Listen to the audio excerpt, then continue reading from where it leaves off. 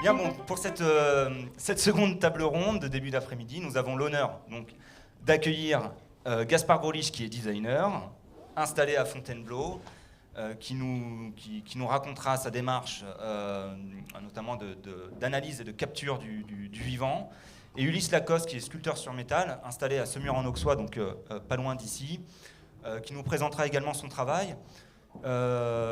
Donc, alors, on peut apercevoir ici des moulages issus du travail de Gaspard Grolich, et vous avez dans la cour une sculpture d'Ulysse Lacoste qui pourra être mise en mouvement après les conférences autour de 17h. Il me semble que c'était possible. Par moi ou d'autres. Par toi ou d'autres. Et d'autres. Bonjour à tous, merci d'avoir quitté la table pour nous rejoindre ici. Donc Ulysse Lacoste, sculpteur sur métal. J'ai une formation de dinandier et chaudronnier, et effectivement je suis installé dans la région, pas très loin, à Semur-en-Auxois. Alors merci à l'équipe actuelle d'Arcade de m'inviter à parler pour soutenir ce thème du vivant aujourd'hui dans une journée de design. Voilà, parce que moi je suis sculpteur et le design c'est une discipline que je frôle mais que je ne pénètre pas. Voilà. Il y a des choses qui m'échappent. Ouais. Et merci aussi, j'en profite pour remercier l'équipe historique d'Arcade qui sont peut-être encore ici même parce que, donc, habitant 13 ans dans la région, je les ai rencontrés dès mon arrivée et ils m'ont énormément soutenu pour participer à des très belles expositions et dans mes projets, ils ont été assez parrains. Voilà. Je ne sais pas si Edith et Alain sont là, mais je les remercie beaucoup. Ah, ça y est, on ne voit rien quand on est ici. Alors, sculpteur sur métal donc, et imprégné de science. Moi, j'explore les thèmes de l'équilibre, de la gravité et du mouvement. Sur cette photo, vous pouvez voir le module alpha, qui est une sculpture mobile. On va pouvoir la voir en mouvement tout à l'heure dans une petite vidéo. Et cette image me donne envie de vous citer un sculpteur chilien qui s'appelle Enrique Ordóñez et qui dit « Los escultores trabajan para el sol ». Ce qui veut dire « Les sculpteurs travaillent pour le soleil ». Voilà, et donc dans cette image, je pourrais vous déterminer ce qui m'intéresse, ce qui me mobilise à faire des sculptures mobiles. C'est de travailler la déformation des volumes dans le mouvement, la danse avec les ombres et la trace qu'il laisse au sol. Sur la photo suivante, on voit à l'inverse un stabile. Donc moi je coupe la discipline de la sculpture en deux, il y a les mobiles et les stabiles. D'ailleurs, les mobiles peuvent devenir stabiles et inversement. Ce qui m'intéresse dans la notion de stabile, c'est d'exprimer la force contenue dans les objets, les forces de l'immobilité. Donc là, j'ai fait un arrêt sur image sur une vague. Voilà, l'idée, c'est d'exprimer toute la tension qu'il y a à l'intérieur des objets. Pour moi, c'est ça un objet inerte. Il est potentiellement mouvant. Merci. Pour l'image suivante, qui illustre encore mes préoccupations, on a ici un mobile solaire composé d'une figure plane n'existant que 2 fois par an, son nombre. Si l'art est comme la science un observatoire du réel, c'est-à-dire une façon d'observer le monde et de porter un regard, moi, j'aurais plutôt tendance à l'aborder de façon ludique et astucieuse, mais pas de façon intellectuelle. C'est-à-dire, ce qui m'intéresse, c'est d'arriver à mettre en évidence des forces physiques, des situations. Alors, comment inventer les formes? Comment travailler les formes? Moi, ce qui va me guider surtout, c'est l'évidence. L'évidence des formes, je vais chercher à exprimer une synthèse, à parler avec l'abstraction et avec simplicité surtout. Donc là, avec cette image-là, j'aimerais faire un petit clin d'œil à Brancusi, pour ceux qui ne l'avaient pas vu, qui dit « La simplicité n'est pas un but dans l'art, mais on arrive à la simplicité malgré soi en s'approchant du sens réel des choses. » Et si la sélection naturelle, c'est de privilégier les individus les plus adaptés, moi je vais faire, dans mon travail, je fais une sorte de sobriété naturelle, c'est-à-dire que je vais m'intéresser aux formes synthèses, aux épures, qui contiennent tout un monde en elles-mêmes. Ce que je veux dire par là, c'est qu'elles se justifient, elles sont évidentes. Voilà. La forme de l'évidence. J'ai choisi de vous présenter ce trio de colonnes, dont celle du milieu est exposée ici à Arcade, pour vous parler aussi des jeux de conception-réalisation qui sont devenus un processus créatif à mes yeux. C'est-à-dire qu'entre la pensée et la main, les allers-retours me permettent deux opportunités, qui est d'épurer la forme, d'aller à la quintessence géométrique, mais aussi de valider en amont les opérations de fabrication. Et ça, c'est assez important dans ma pratique du métal, parce que c'est un matériau qui est complexe à mettre en œuvre, et du coup, toutes les formes sont pensées aussi en fonction de leur réalisation. Et c'est là où elles font évidence. En fait, les solutions techniques et esthétiques s'accordent dans des structures évidentes et puissantes. Pour moi, ce que je veux dire, c'est comme une solution dans les démonstrations mathématiques. Il y a des solutions qui sont plus évidentes que d'autres, qui sont plus raffinées, qui sont peut-être plus justes et plus vraies. Et c'est la ligne droite qui va m'intéresser. Voilà, dans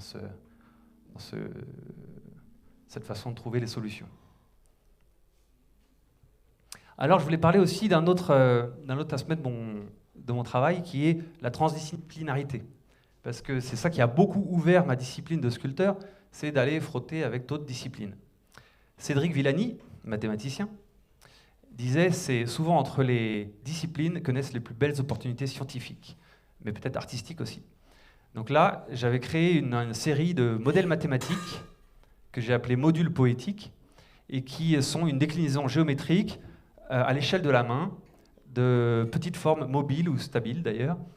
Et tout ce travail-là m'a amené à côtoyer les musées de sciences, musée des arts et métiers, palais de la découverte, pour faire soit des exposés pour présenter cette vision-là, ou alors des présentations, des ateliers ou des manips pour les musées.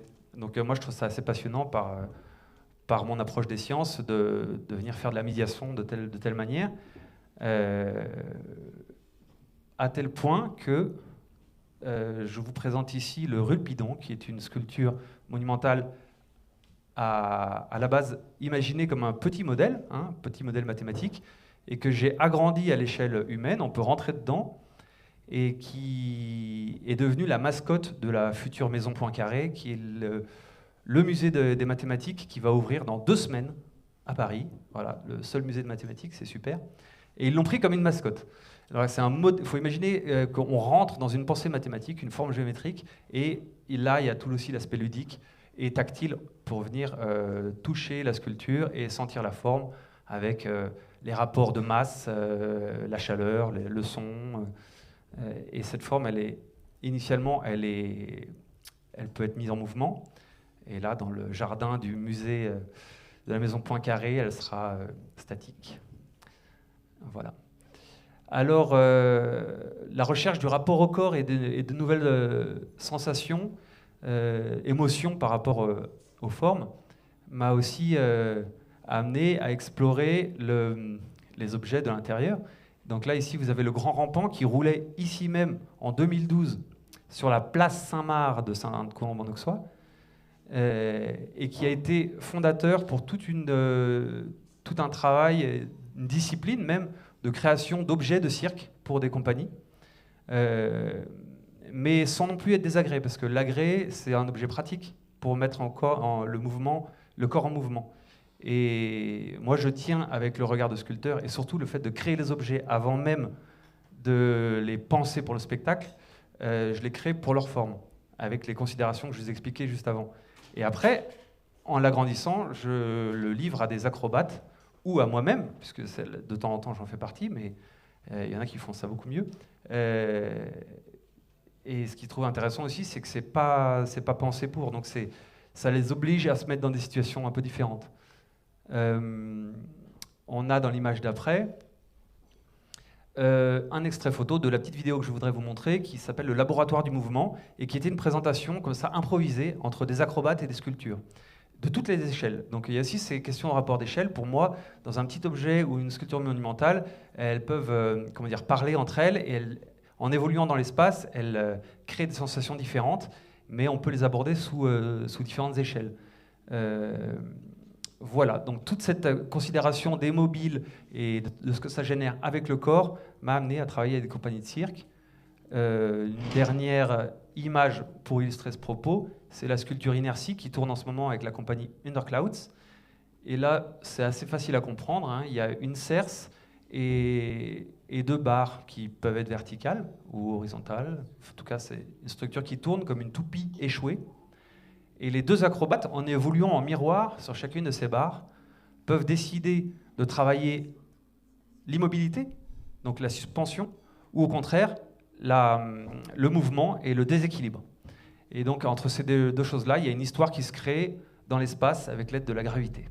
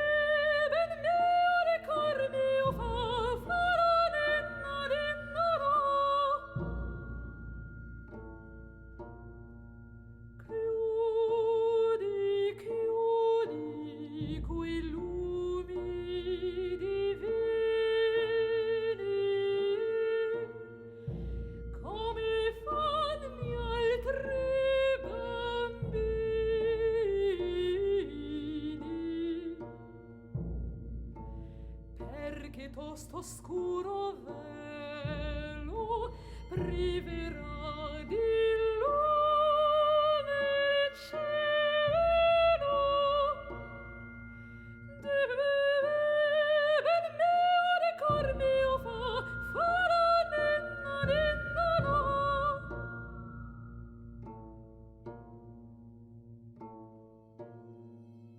Over prendi questo latte dalle mie mamelle intatte,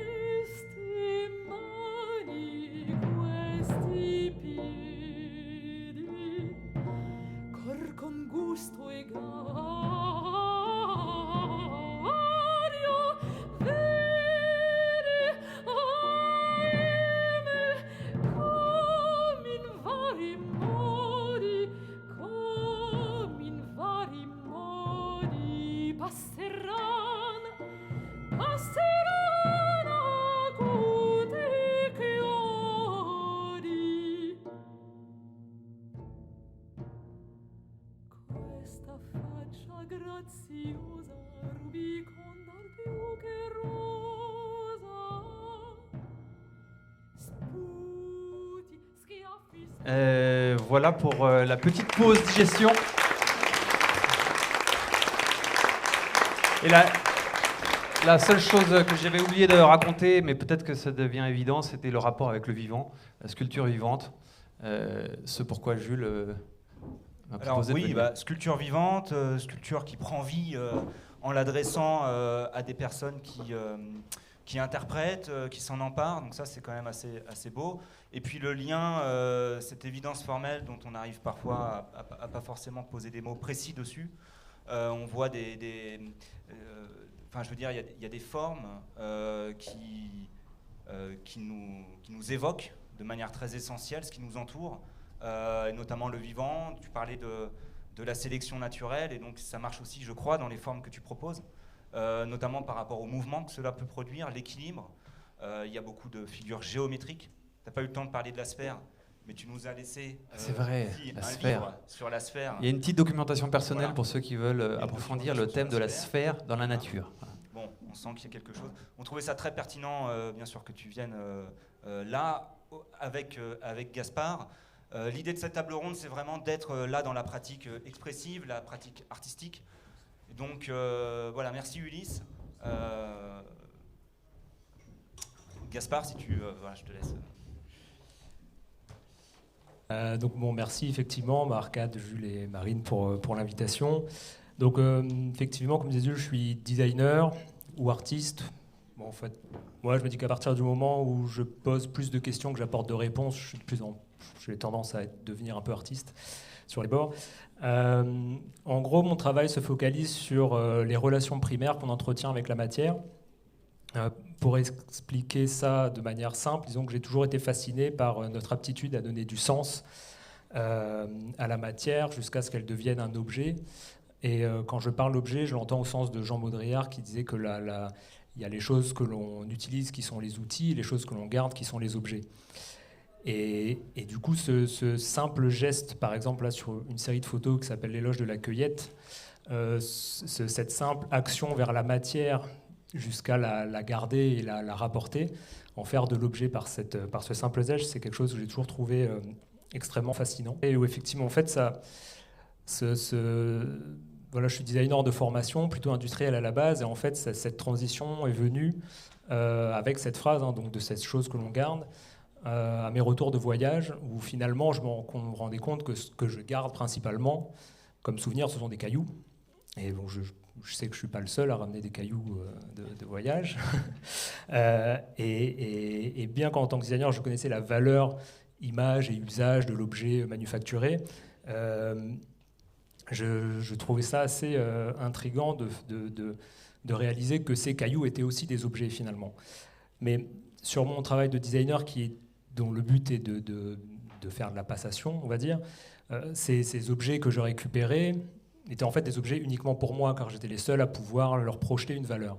Donc j'ai commencé un travail très personnel de ce que j'appelle les explorations, pour essayer de transformer ces cailloux en des objets, on va dire universels, c'est-à-dire voilà, intervenir avec des supports, les surélever, etc., pour transcender leur valeur en fait, et pour qu'il n'y ait aucun doute, pour que ces objets au vu de tout le monde que ces choses deviennent des objets au vu de tout le monde, je veux dire. Donc voilà, ça définit un peu le point de départ de ma démarche en fait, car finalement je trouve que le matériau brut, étant donné qu'il est dénué d'intention, il est non manufacturé, donc en fait il focalise un ressenti premier en nous. Donc c'est ça qui m'a beaucoup intéressé, d'où la relation primaire entre l'homme et la matière. Donc quand on m'a proposé de présenter mon travail ici, j'ai voulu vous parler plus de l'angle de l'expérience, et plus particulièrement sur ce qui m'a fait vraiment basculer un peu dans ma vision de l'objet. Et je vais vous parler du coup de la jeunesse du projet Paris Idolia, dont viennent les moulures qui sont présentes. Voilà. En fait, Paris Idolia, en fait, c'est un projet sur l'usage des formes brutes.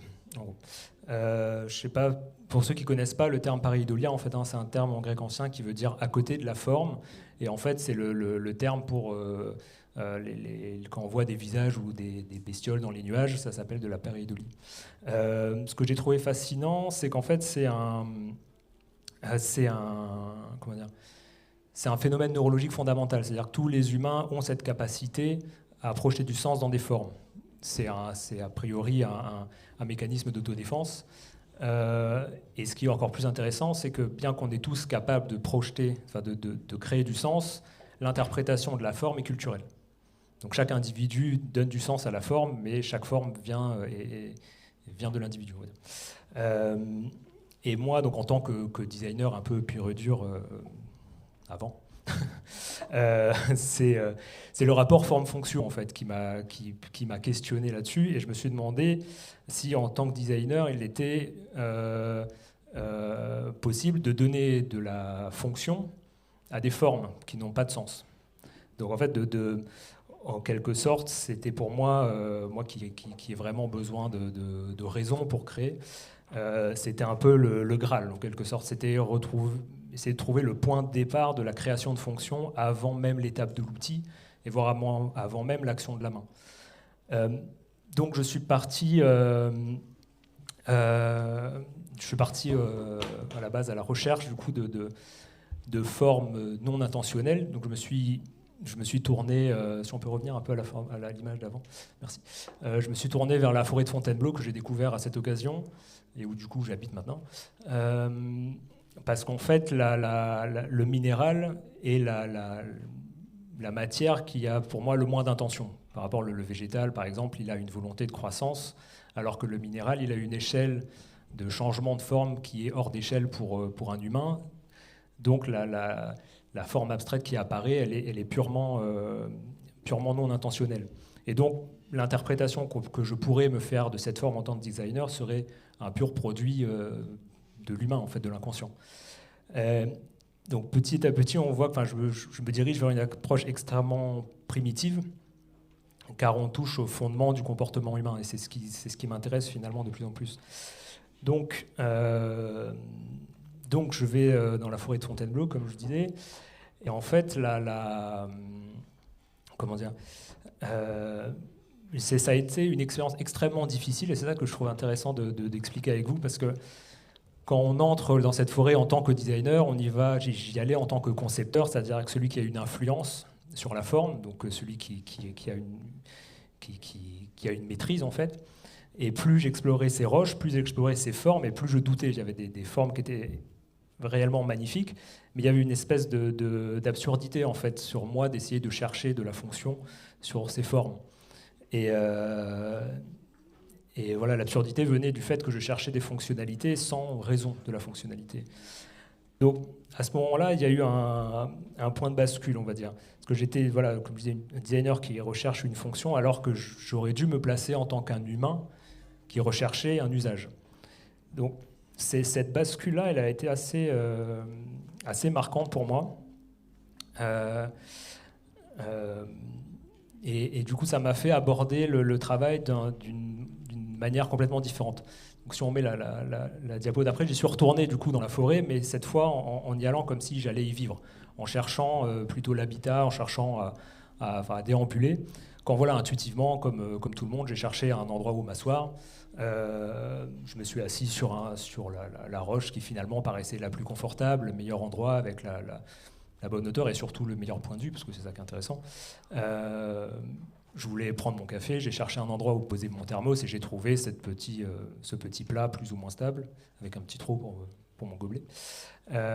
Et en fait, par ce geste purement anodin et banal, j'avais donné un usage à ces formes, un usage purement primitif, mais ces formes devenaient fonctionnelles.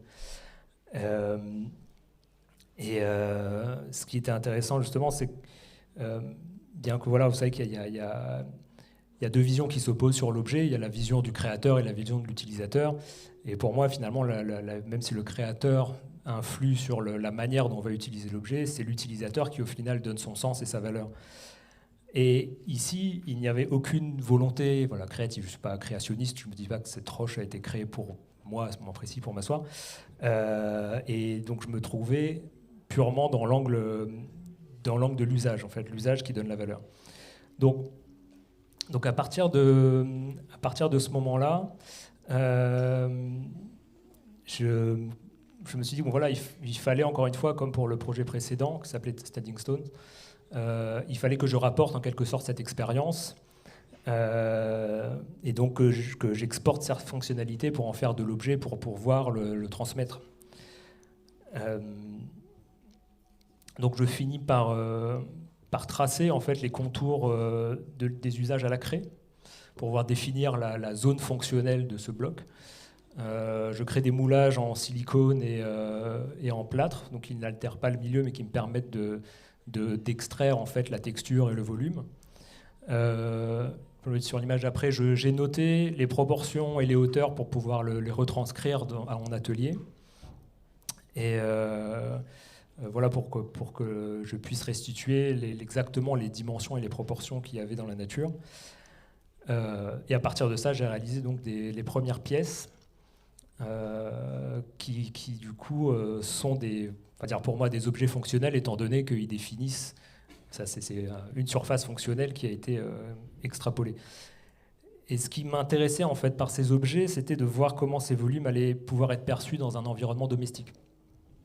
Donc j'ai continué en fait ce travail pour voir comment l'intuition de l'objet, de l'intuition de la forme dans l'environnement domestique pouvait être abordée. Donc il y a l'image d'après où en fait j'ai créé une autre série. Voilà, j'ai continué cette série d'objets qui n'avaient pas de fonction, c'est-à-dire qu'ils n'étaient pas nommés. Je ne précisais pas si c'était une table, un tabouret ou quoi. Ce qui était intéressant, c'était de donner l'expérience de l'usage. D'ailleurs, pour créer cette expérience de l'usage, il fallait que les objets aient une évidence fonctionnelle. Je n'ai pas voulu réaliser des blocs en pierre, je ne voulais pas que ce soit des sculptures, je voulais qu'on identifie réellement qu'on était dans le domaine du mobilier. C'est pour ça que j'ai réalisé des piétements, que j'ai surélevé les fonctions. Ce qui est une des bases en finale du design, c'est de se surélever, en quelque sorte, de faire tenir la matière dans l'espace. Et il y a une chose qui est assez marquante au final là-dedans, dans cette réalisation, c'est que les proportions des assises que j'avais trouvées dans la nature correspondaient à peu de choses près aux dimensions normées qu'on a dans le mobilier standard, on va dire. Lors de leur première présentation, on va dire, ce qui était intéressant, c'est qu'il y avait deux types, on va dire, d'observateurs ou d'utilisateurs de ces objets. Il y avait les personnes qui arrivaient assez intuitivement à se projeter sur l'usage de la forme et voyaient une réponse à une solution. Il y en a qui voulaient y mettre des bijoux, il y en a qui s'étaient dit que ça pourrait être intéressant. C'était intéressant d'y voir une vasque où pourrait couler de l'eau, par exemple. Donc, le fait de ne pas nommer la fonction était quelque chose d'assez intéressant, et c'est là où ces objets ont fonctionné de mon point de vue, c'est-à-dire qu'ils ont permis de se questionner sur l'usage de la forme, en fait. Donc j'ai continué après ce travail, donc pour l'image d'après sur la série Pareidolia, où là je suis parti sur la cueillette, ce que j'appelle la cueillette de forme, ici réellement en brut, sur un usage extrêmement premier du volume. Donc la série qui s'appelle Prélèvement, donc il y a deux pièces qui sont présentées ici, où du coup je suis allé à la recherche de ces creux, qui sont les usages premiers, on va dire, du volume. Les aborigènes australiens, par exemple, utilisaient sur des grandes dalles de roche, utilisaient les creux pour faire les premières meules, bien avant en Europe. Ensuite, pour l'image d'après, donc ça vous donne un peu une espèce d'expérience sur cette recherche de forme dans la forêt. On m'a demandé à un moment donné de travailler sur une table basse, et du coup, je me suis vraiment posé cette question, parce que la surface plane, comme le cercle, j'imagine, dans la nature n'est absolument pas une évidence, et de réussir à aller chercher une forme qui soit suffisamment fonctionnelle pour en faire une table basse, c'était pas évident. Et en fait, j'ai trouvé ces zones de rupture, en fait, c'est des zones de scission entre deux blocs de roche qui génèrent une surface assez plane que je suis donc allé mouler pour pouvoir réaliser ces tables basses. Ce qui est intéressant, en fait, du point de vue de designer en expérience par rapport à ce projet, c'est qu'il n'y a pas de possibilité de dessiner l'objet, en final. C'est que dans ce process, on subit la forme. Et c'est ça qui m'a beaucoup ébranlé en tant que designer, parce qu'on se laisse porter par le volume, et finalement, je ne suis là que pour délimiter les limites fonctionnelles de la matière. Et ça faisait de moi presque un relais entre un monde primitif et un monde contemporain, en quelque sorte. Donc en termes de forme, j'ai travaillé sur les facettes, car ces facettes, elles impliquent une action de l'homme, elles sont vraiment la preuve qu'on a agi sur ce volume, et que surtout, c'est un bloc qui vient de quelque chose de plus grand, d'une forme plus grande.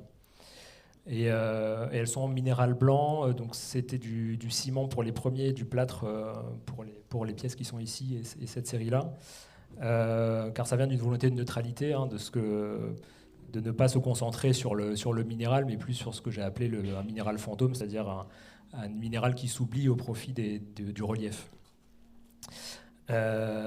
Donc, pour synthétiser, pour clore un peu tout ça, en fait, petit à petit, ce travail m'a permis de voir au-delà des volumes. En fait, c'est ça que je trouve assez intéressant d'expliquer ici, et voir comment la matière, au final, nous parle. Et de plus en plus, j'ai continué mon travail vers un ressenti premier de la matière, vraiment sur ce que cet objet, dans sa capacité à nous transmettre des émotions, à transmettre des souvenirs, etc. Comment cet objet peut exister à ce niveau-là. Donc de là, ma démarche de design, comme je disais, a bifurqué un peu.